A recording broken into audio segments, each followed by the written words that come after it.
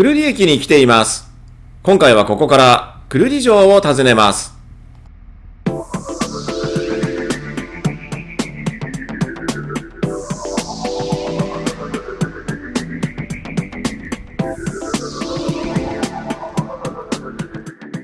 駅前の観光交流センターでは御城印が販売されています。水汲広場の自噴井戸です。久留里の町では至る所に掘り抜き井戸が見られます。これは上総掘りと呼ばれる工法で掘られた井戸で、久留里は名水の里として知られています。では地図でルートを確認しましょう。こちらが現在地の久留里駅です。そして目的地が久留里城です。駅から徒歩30分ほどで本丸に到着します。帰りには西側の三の丸跡も合わせて訪ねます。では早速向かうことにしましょう。久留里城まであと 0.9 キロのところまで来ました。この坂を登っていきます。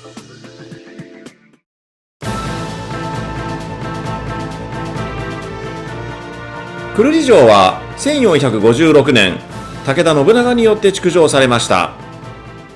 その後、里見氏によって支配され、対北条の最前線となります。豊臣秀吉による関東制圧後、里見氏は上総の所領を没収され、城主は大須賀氏、土屋氏と移り、黒田氏の時代に明治を迎えました。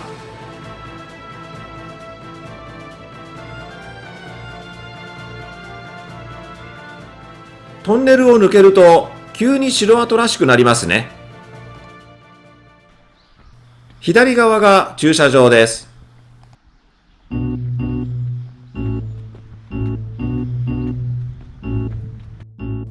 宇城の説明板です。もともと雨が多く地下水が溜まりやすい地域なんですね。坂の途中にはベンチが置かれています。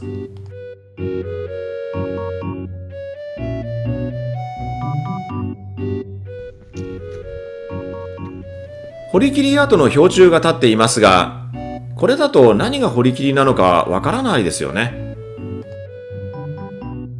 上を見上げますと、くぼんでいる箇所があるのがわかるかと思います。ここが堀切跡です。現在補強されているところに木橋がかかっていました。こちらにも堀切の案内があります。絵がありますのでまだわかりやすいんですが、左右に尾根筋の通路があり、その間を堀が断ち切っているというわけですね。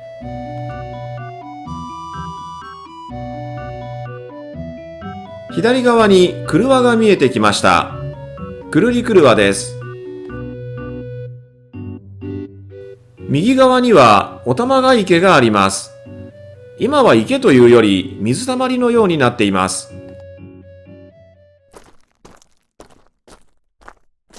二の丸跡に到着しました。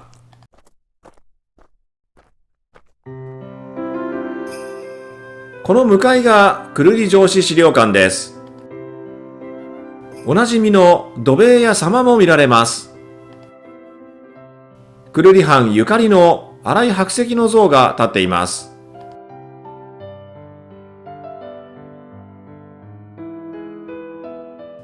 薬師曲輪は展望台になっています。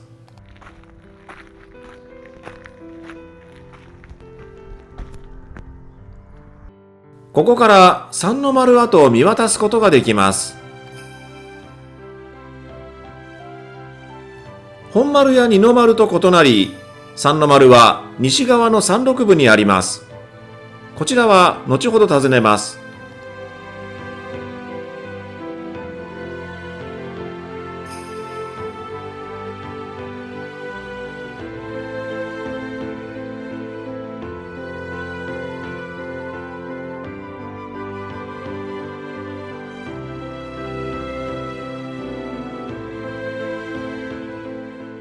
上総掘りの井戸掘り櫓です。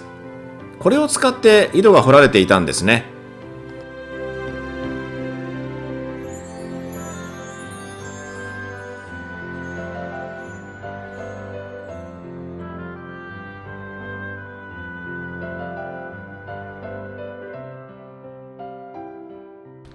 それではまた緩い坂を登りまして本丸に向かいます。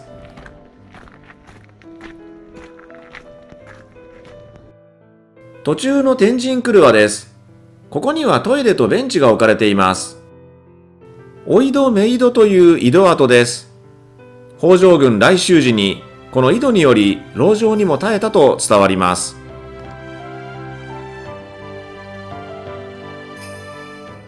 この坂を登るといよいよ本丸です。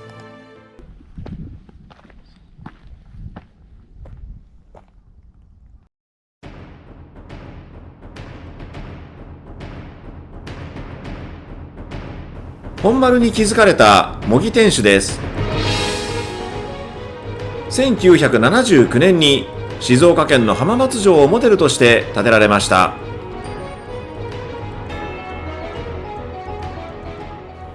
隣にあるのが天守台です。天守台の上には建てなかったんですね。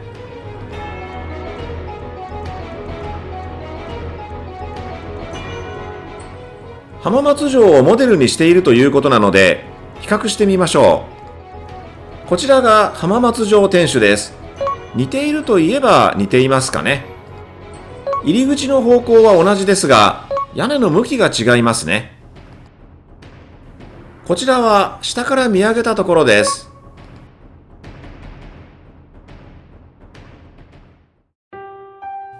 本丸西側には城主黒岳の祖神を祀った廟がありました。天守の裏手には土塀が築かれていました。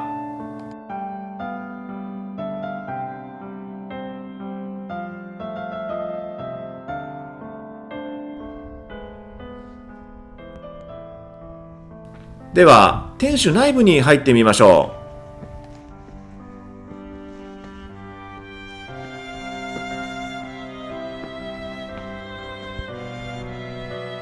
展望台です。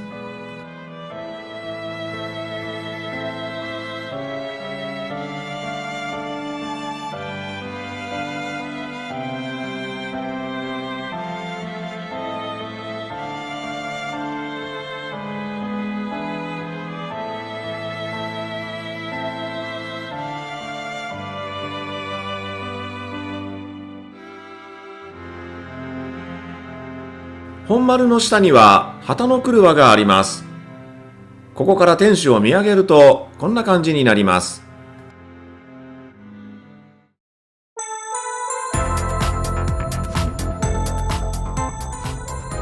山を降りまして三の丸方面に向かいます。手前の農地が三の丸、奥の山地に久留里城があります。歩いていると久留里城天守が見えてくるんですが、小さすぎて見えませんのでね、ズームアップしてみましょ